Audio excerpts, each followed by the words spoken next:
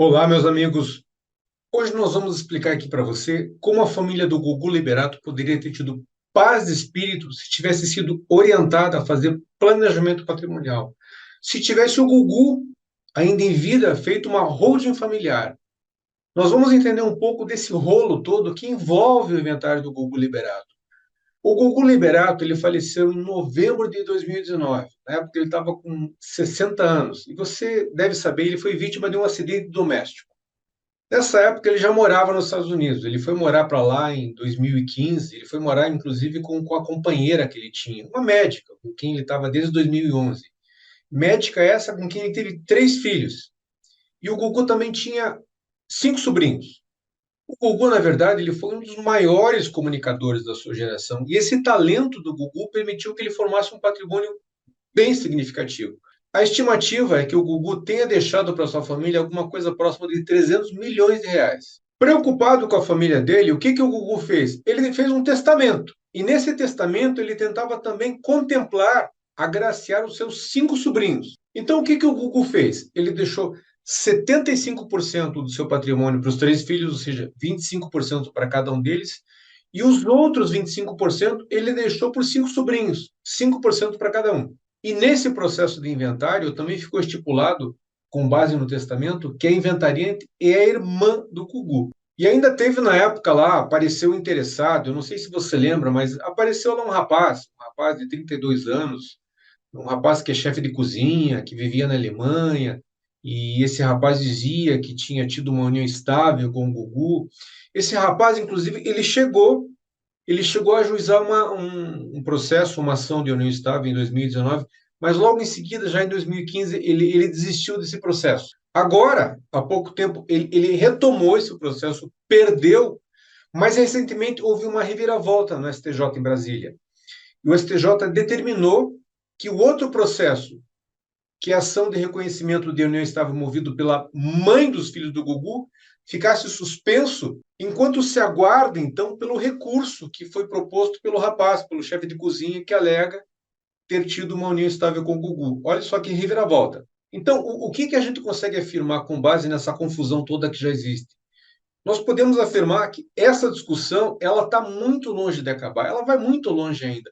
E uma das grandes razões dessa confusão toda é porque a companheira do Gugu, na verdade, o Gugu ele não tinha um documento, ele não tinha um contrato de união estável com a mãe dos filhos dele. Então, ela está brigando na justiça para que seja reconhecida a ela essa união estável. E entre os documentos que a mãe dos filhos, e entre os documentos que a mãe dos filhos do Gugu se utiliza para fazer prova de que houve uma união entre ela e o Gugu, é um pedido, um pleito migratório que ela protocolizou nos Estados Unidos em 2016, pedindo residência permanente nos Estados Unidos, pedindo green card para ela e para os filhos. A mãe dos filhos do Gugu, ela entrou com esse pedido de green card através de uma modalidade onde você investe 500 mil dólares e, sendo atendido, você tem direito, então, à residência permanente nos Estados Unidos. Esses 500 mil dólares, na verdade, eles foram investidos, eles foram doados pelo Gugu. Mas nos Estados Unidos, quando um terceiro entra na história colocando muito dinheiro, esse terceiro ele tem que comprovar o que ele está fazendo ali nessa situação. E nessa comprovação, o que ele fez? Ele assinou um documento informando que, na verdade, ele tinha uma união estável com a mãe dos filhos dele. Na verdade, esse benefício, esse pedido pelo visto, ia beneficiar a família toda. Então, fora esse documento que eles assinaram para poder obter o visto, eles não tinham nenhum documento que comprovasse a união estável. O que eles tinham? Eles tinham um acordo, uma espécie de contrato. Inclusive, esse acordo, esse contrato, eles chamaram contrato de criação de filhos. Inclusive, esse contrato ele previa que a mãe dos filhos do Gugu ela receberia 10 mil dólares por mês, para que ela pudesse, então, manter a casa e manter os filhos, até que esses filhos alcançassem uma determinada idade. Então, perceba você quantos processos já há nessa história toda. Você tem um inventário, tá? Você tem o RAC, que é o registro, abertura e cumprimento do testamento. Você tem a união estável, que é movida lá pelo rapaz, pelo cozinheiro. E você tem a união estável também, que é movida pela viúva. E mais a anulação do testamento, porque se for reconhecida a união estável entre a mãe dos filhos e o Gugu, o testamento, ele certamente vai ter que ser anulado, porque no testamento o Gugu ele avançou, ele foi para cima da meação que pode vir a ser dela se ficar reconhecida a união estável. Então, olha você que loucura, olha a bagunça que isso acabou gerando. E com muita certeza, daqui para frente vai ter muito mais coisa. Vai ter pedido de prestação de contas, vai ter pedido de remoção de inventariante. E isso tudo sem que a gente, sem contar o fator tempo, porque já são 4 anos desde o falecimento do Gugu.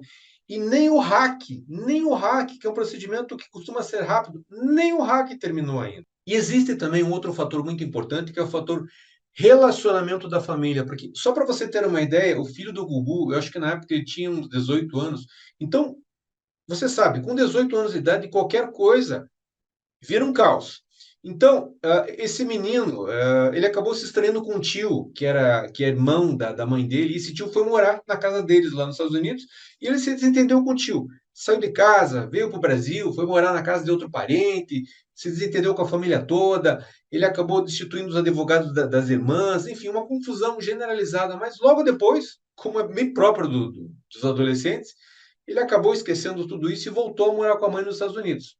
Bem coisa de adolescente. E veja, não fosse também a questão tempo e a questão relacionamento da família, tem também um outro fator importante aqui, que é o fator o Estado se metendo na tua família. E olha que loucura isso. Uma das filhas do Gugu, ela queria comprar um Porsche. E tá tudo bem, porque para uma família que tem um patrimônio desse, é razoável, né? É condizente com o patrimônio dela que ela queira comprar um Porsche. Isso é muito próprio da realidade dela. Mas para poder fazer isso, ela teve que pedir autorização para o juiz, e o Ministério Público disse não. O Ministério Público se manifestou de forma contrária. Ele disse: a menina não vai comprar o Porsche. E qual foi a justificativa do Ministério Público para negar o pedido? A justificativa é que o Porsche era um carro muito caro para uma menina, uma criança de 17 anos. E veja, isso é um absurdo completo, porque na verdade nós estamos falando de uma menina que já tinha 17 anos, nos Estados Unidos a partir dos 15, em alguns estados você pode dirigir, e está tudo bem que essa menina que tem patrimônio para poder comprar um Porsche, tinha condições de tirar carteira e dirigir, tivesse esse carro que ela queria. Mas não, o Estado teve que ir lá e dizer, não, você não vai comprar o carro. E fora esses três fatores que eu já mencionei para você, tem um quarto fator, que é o fator financeiro.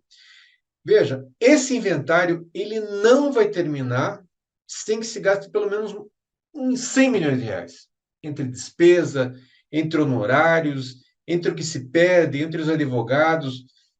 Ele não termina num prazo aí de pelo menos uns 10 anos sem que se gaste pelo menos mais uns 100 milhões de reais.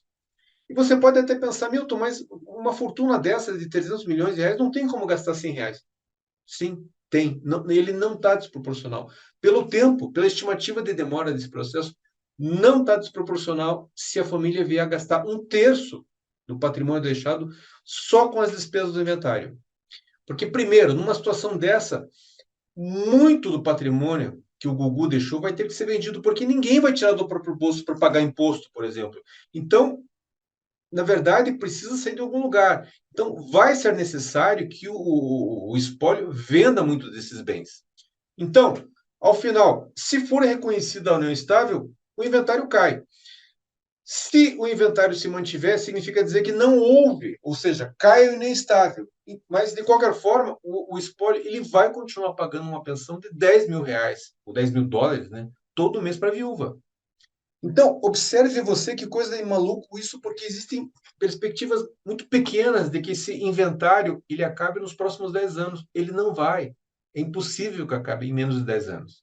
E você pode ter pensado, mas Milton, dê uma refletida aí, tá? Poxa, porque de repente o pessoal entra num acordo, tal, eles chegam num bom senso, costuram ali um acordo. Não, não, não. E, veja, na verdade, esse teu pensamento ele é meio ingênuo. É ingênuo você achar que, num caso desse, a família vai acabar chegando num acordo. Porque a questão é, será que interessa haver um acordo? Porque é preciso que você entenda que no inventário judicial, ele dificilmente acaba se o inventariante não quiser. Se o inventariante não quiser que o inventário judicial acabe, esse inventário ele pode durar por muitos anos. E essa é a dura realidade dos processos judiciais. O inventariante ele consegue fazer com que o processo se estenda, se arraste por muitos e muitos anos. E agora imagine você um inventário onde o inventariante ele recebe Ele ganha, e ganha muito bem para fazer isso. Um inventário onde um inventariante que ganha muito bem para fazer isso passou a ter uma renda que antes ele não tinha. Onde, se não fosse esse inventário, essa receita que antes não existia, e além da receita, existe todo um conjunto, toda uma situação que antes não existia na vida daquela pessoa.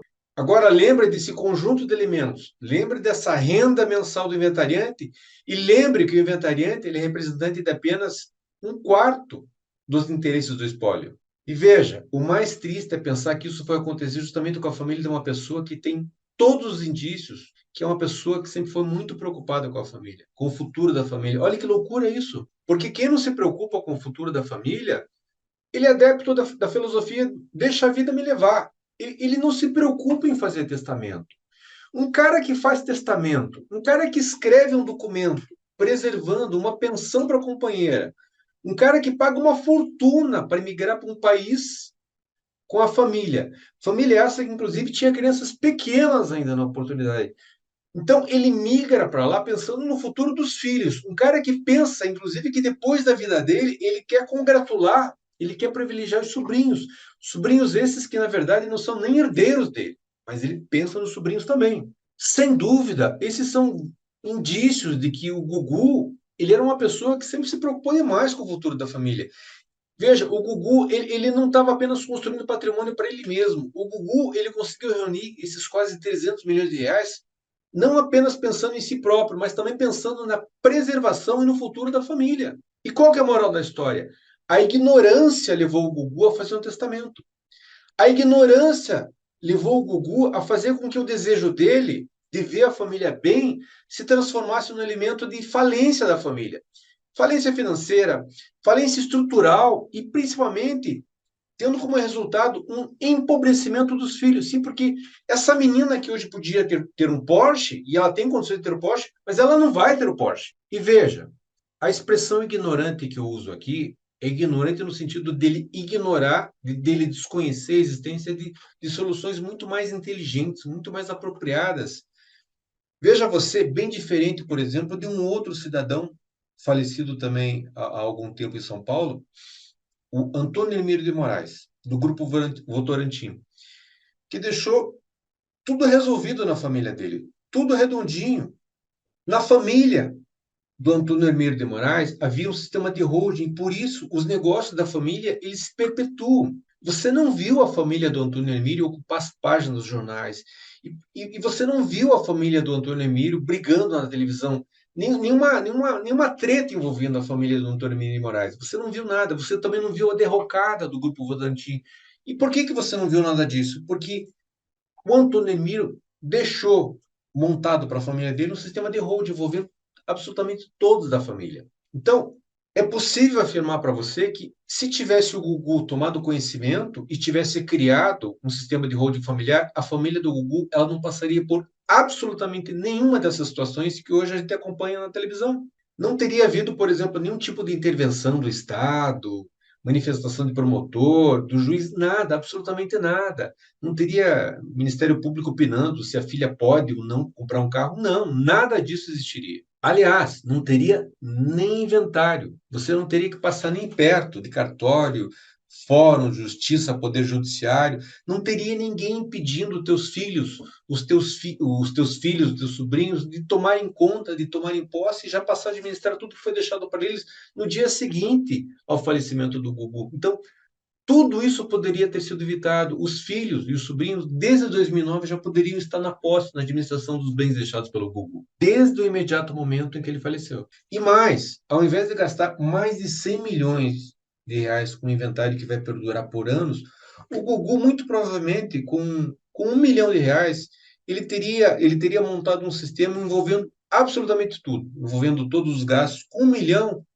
o Gugu teria evitado todo esse abacaxi. Mas o melhor de tudo nem é a economia financeira, de verdade, porque a melhor economia, ou a maior economia, seria a possibilidade de eternizar a paz na família, ou pelo menos impedir que houvesse conflito por causa de questão patrimonial.